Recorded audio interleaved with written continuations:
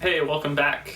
Doing another video using a melody that uses string 3 and string 4.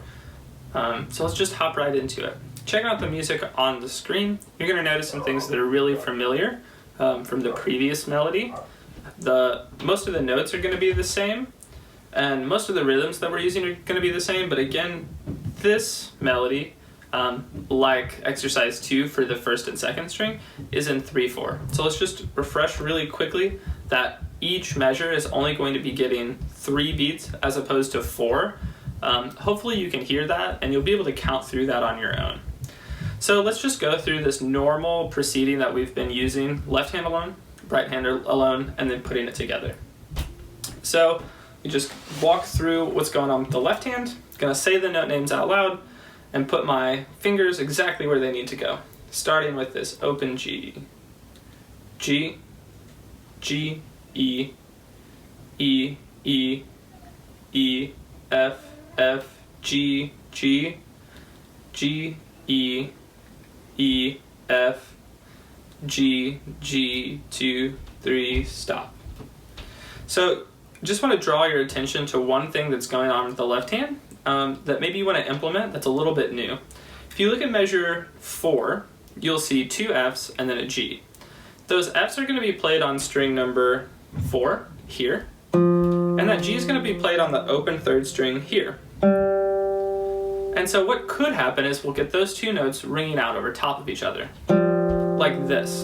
We don't really want that, and so what we'll want to do is to mute that F. The best way to do that is to just stop applying pressure with the left hand and lift a little bit. It'll sound just like this on its own. Just a little bit of a lift will have a release. Those 2 notes back to back then, instead of sounding like this, will sound like this. And so you won't get that ring over.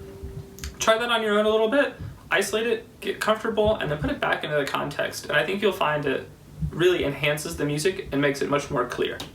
So moving on to the right hand, same thing that we've been doing a lot, using I and M exclusively. We do this because these are our strongest fingers, and we just really want to get accomplished with using those. You'll notice at the beginning there is a doubling, much like in the previous example. This is going to set us up to play string 4 with our index finger and string 3 with our middle finger in a specific area that's really going to make things a lot easier. So that doubling hopefully doesn't trip you up too much. If it does, just practice it a little bit more on its own. So here we go for right hand alone. I, M, I, M, I, M, I, M, I, M, I, M, I, 2, 3, stop. It's always good to keep everything in time and make sure that you're holding that last note as long as it needs to be held. So now for both hands together, hopefully this is something that you can play along with, and just a quick reminder that if it's a little bit quick for you, you can always slow these YouTube videos down, and that's a really helpful tool. Here we go for both hands together.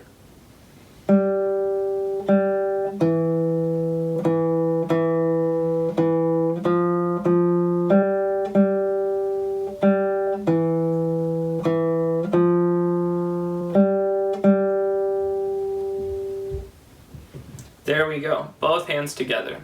So I hope that you're able to practice left and right alone, and then put that together in whatever time that you need to.